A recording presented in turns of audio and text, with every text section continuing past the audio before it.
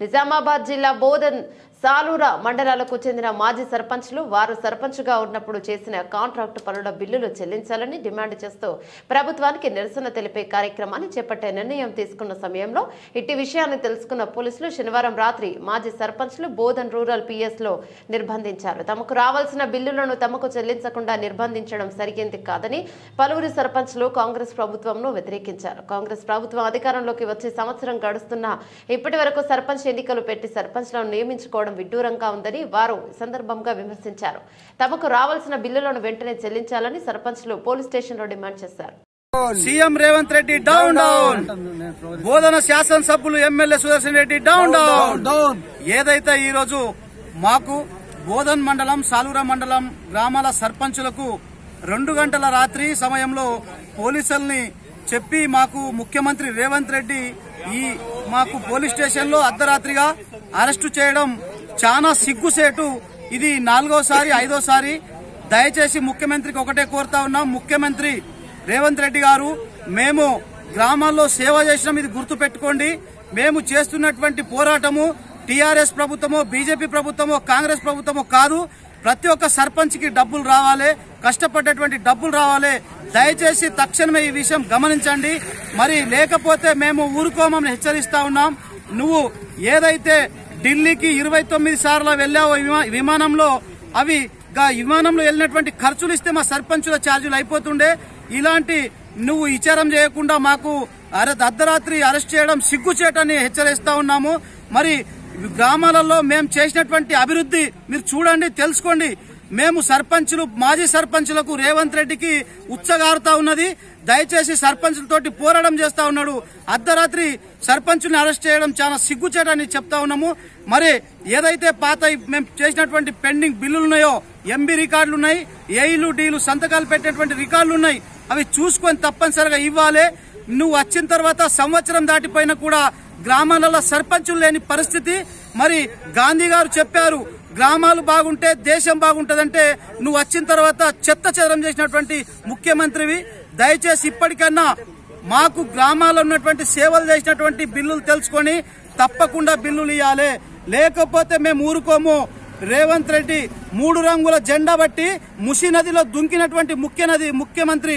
దయచేసి మీకు చెప్తా ఉన్నాము, మా గ్రామాలలో కూడా మీకు అడుగుతా ఉన్నాం, హెచ్చరిస్తున్నాం.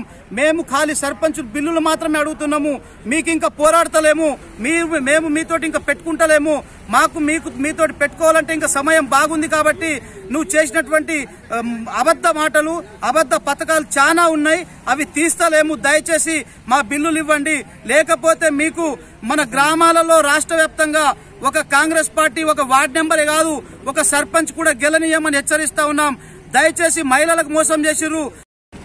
ఏదైతే ఈ 5 సంవత్సరాలు పనిచేసినటువంటి తాజా మాజా సర్పంచుల్ని ఇప్పటికీ 5 సార్లు అరెస్ట్ చేయడం జరిగింది.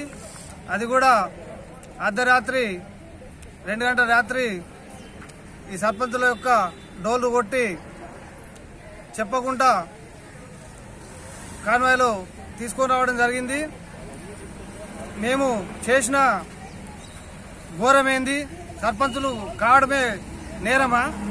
మరి మేము ప్రత్యక్షంగా ప్రజలతోటి ఎన్నుకోబడ్డ సర్పంచులము. మేము గత ప్రభుత్వంలో ఎన్నో అభివృద్ధి పనులు చేసినాము, ఆస్తులను తాకట్టు పెట్టినాము, బంగారాలు తాకట్టు పెట్టేసి కుదవబెట్టి బ్యాంకుల్లో అప్పులు చేసి పనులు చేసినాము. ఆ యొక్క పనులకు బిల్లులు ఇవ్వకపోగా మమ్మల్ని అర్ధరాత్రి వచ్చి అరెస్ట్ చేస్తున్నారు. ఇది కాంగ్రెస్ పాత రోజుల ఎమర్జెన్సీ పాలన కనిపిస్తున్నది. మరి రేవంత్ రెడ్డి సాబ్, నువ్వు ప్రత్యక్షంగా ఎన్నిక కాలేదు. మేము సర్పంచులమంటేనే గ్రామ ప్రథమ పౌరులము. మేము పనిచేసిన పైసలు ఇవ్వకపోగా నువ్వు మమ్మల్ని అరెస్ట్ చేయడం ఈ కాంగ్రెస్ ప్రభుత్వానికి సిగ్గుచేటు. నువ్వు ప్రత్యక్షంగా సీఎం కాలేదు, తుమ్ముతో ఊడిపోయే ముక్కు నువ్వు. రేపు ఎమ్మెల్యేలు కాదంటే నీ కుర్చీ పోతుంది, కానీ సర్పంచుల కుర్చీ పోదు. అసంటి సర్పంచుల్ని పనిచేసినటువంటి బిల్లుల్ని పెండింగ్ బిల్లు ఇవ్వబోగా రోజు నువ్వు సీఎంఐ నుంచి ఎక్కే విమానము, దిగే విమానము మరియు ఏది ఢిల్లీకి సూట్ కేసులు మోసడి సరిపోతుంది. దాంట్లో నుంచి మరి సర్పంచులు నిజంగా మేము పనిచేసినటువంటి సర్పంచులకు నువ్వు బిల్లు ఇవ్వకపోవడం ఇది భారతదేశ చరిత్రనే మొత్తం కూడా సేమ్గా నువ్వు కనిపిస్తున్నావు. ఇంత దుర్మార్గ పాలన ఏ ముఖ్యమంత్రి కూడా ఇప్పటి వరకు చేయలేదు. ఇది నీ కాంగ్రెస్ ప్రభుత్వానికి సిగ్గుచేటు. మా బిల్లు